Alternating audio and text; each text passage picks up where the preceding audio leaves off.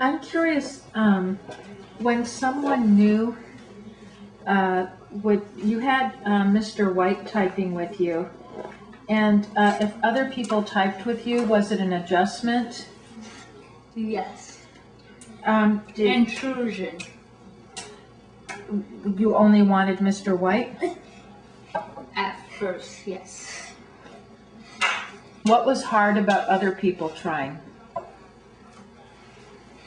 What did they do different, or how was it different? How was it an intrusion? Because I had to become myself for them. How was that different from becoming yourself with Mr. White? Because I didn't mind being Julie with him. Like, I like him, and to show him I liked him, I had to be Julie, and I would, and he would be happy, and it was okay. And somebody else that meant I had to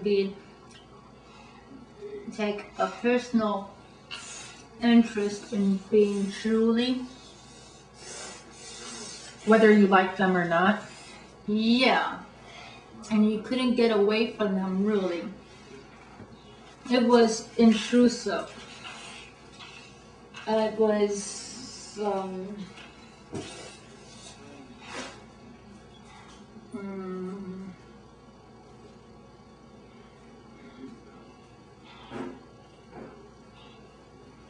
Was it easy, hard, or something else for you to tolerate it? Well, if I was, like, say, playing with Legos, then I was lost in the Legos, and I didn't care what was happening to Julie or anything like that. Julie didn't exist anymore, just the Legos. And this is like at age 12, 13? Yeah, somewhat, like, even before, see. But the intrusion didn't happen as much. After it was discovered, after all the tests, and I wasn't, like, Julie wasn't retarded anymore. When Julie wasn't retarded anymore, then everybody, you couldn't disappear. Like, you could be in a room of people and they would talk around you and it didn't mean anything because you weren't there. You weren't there. Then all of a sudden you were there, like all of a sudden you got their interest. So now they kept forcing you to do that thing all over again. And then it wasn't like you weren't like disappearing in the room. See, you understand? Like in a room full of people and you're not really there. You're just like floating from, here, there. And also no demands are being made on you. Yes, no demands were being made on me. But then all of a sudden, because of those stupid tests, they kept, like, all of a sudden I was in a room with a bunch of people and I didn't get a chance to disappear as much. Like, there could be even, like, not just one person, but like 4 or 5, like, all at once, and there's no escape. You can't disappear into the Legos, and you can't disappear into the carpet, like the rolls in the carpet, and you can't, like, disappear into, like, wallpaper or the edges on. You didn't do that, see? Because they were, like, pound on you. Then all of a sudden, like, you would make you do things like they want you to do it again, and then you would do it again in hopes that they would leave you be some, and they really kind of wouldn't. And then all of a sudden you just couldn't get away from Julie ever. Even if you needed to rest. Yeah, you were just like stuck in Julie. Then all of a sudden when you're stuck in Julie or you spend so much time there, you kind of can't get away from her. And then all of a sudden, you don't have that freedom you had before when you did things and shift, disappeared and then not disappeared. Like, I was just stuck there in Julie, and that wasn't really any fun at all. No, this is so not fun. And at this point, is part of the situation that you didn't have a choice, that you could stop I was lonely because I really wasn't. See, if other people were playing without me or talking without me, I was wherever conversations was at. Now, when I was stuck with Julie, that meant that conversation was happening without me. And if you didn't know if you weren't aware of Julie, then and if you're stuck in Julie, then suddenly all of a sudden it's shut out. All of a sudden it's happening without you. You're not free to be Judy. You're not free to be Sylvia and Tammy. You're not them. And then it seems like Sylvia and Tammy and Judith, they're like talking, but it's like you're not there anymore. You're not having free range. No. It's with the exclusion of Julie, which is where you're stuck at. And then you don't, that whole disconnect, and then you have to figure out how to reconnect. Only you can't reconnect the way you used to, see? Yes. And now you want to be part of them like before, but not like before. Like, how old were you when this was happening? like 12. Yeah, so that's a hard age anyway, because 12-year-olds usually have a lot of feelings, Yeah. and then you had even more. Yeah. That was bad. And there was no going back, see. Now, when did your family start to communicate with you? Then, yeah. See, that was emphasis. You saw that? Did you? Yeah. You have to tell me that you got that. See? Like Yes, I did. Like, I did. yeah. Because then I won't do it again. No, I did get it. I did. And part of what you're not getting is that I'm here riveted to listening and watching, and I'm doing a lot of body movements to acknowledge without thinking, and I have to keep remembering I have to use my voice because you're not looking. Oh. So I'm picking up like how you just responded about your family members and the way you said yeah. It was That was emphasis. See. Yes, and I did hear it. Appropriate timing with intricate pattern relaying a message beyond just yes. Yes, not That's just important. information. That's feeling and information. yeah, like the speech within speech. Yeah. She's actually better at that than I am, and I think my theory too is because she couldn't perfect the speech, refine the speech part, so she's refining the tone part. Got it? Yes. Because I noticed like her speech isn't as good as mine was, like copied as well, like her cat comes out like ah. See? Uh-huh. And a lot of people don't know that meant cat. See, but I when I was her age, I could make the cat sound. Cat, like you got it, that, see? Yes. But I didn't get the tone till later. But I had to work on one thing at a time, so I had to like going upstairs, see. So, and then she's got the tone perfected, I think, because she, like if she could perfect something, she has to perfect tone. Like otherwise it just sounds mechanical and it's hard for typical people to understand the inflections. She's got the tone. Yes. Because she don't have the speech yet. Oh, and it will be difficult to do both together?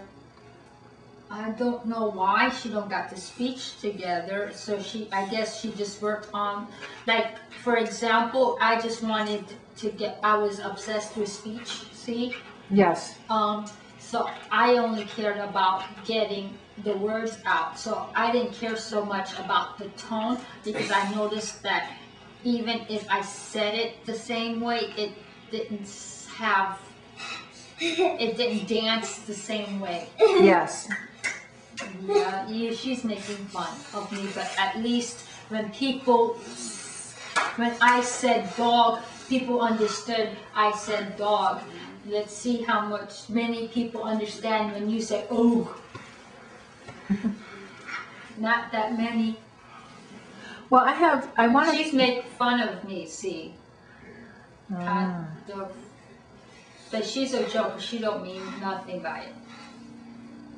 Well, maybe also Dolphin wishes she could use speech as much as you could use it. So she might be a little jealous. But she didn't practice before, see, because everybody said I talked when I was 9. So I think that when she turned 9, she just thought that it was going to be like a light switch and she was just going to be like... But I want to transition into the whole thing about speech in just a minute. The only thing I want to finish with the typing is, so did Mr. White or somebody tell your family you could type? And then did you start typing at home, or how fast did that happen? My family was focused on the fact that I was blabbering all the time, and my mom was upset because it's like I had speech but I didn't have communication. Right, and but what I'm wondering is, you could type, so did your mom start to say things to you like, Julie, what do you want for breakfast? And you could type an answer for her? Or what began with your family with typing, or was there any? Was there only typing at school and in life skills? So, but not at home? My grandmother, yeah, a lot more. Mostly in school, but so at home you could be... I could read though, because I would read the books, even though I ate them too. And this was after you started typing and they started giving you better books and things? I always wanted books. So. But you weren't getting them at first when nobody knew you could read or type. You were just getting baby books. Yes. I like the baby books too. But when people knew you could read and write, then you were getting more type typing and reading. Then they began to let you have more interesting books, even if you might tear out the pages or eat them. They changed everything. But did you disappear at home? It sounds like I could disappear at home, but not at school. Yes. And your family did not go, oh, you can communicate at school, let's do it at home too? Let's type at home also? Did you want to kill me? It's too big of a transition. I think I would. I had to take a break. But my homeland was, after a while, the only place I could take a break. See, after a while. But I couldn't get away from anybody. I'm home and I escaped and stuff. But of course, at this time, your family and teachers didn't know this is how you're feeling, did they? No. So I'm just saying, but they decided to compartmentalize that typing was something at school and it wasn't something you were doing at home. They had to do catch up because they were upset. See,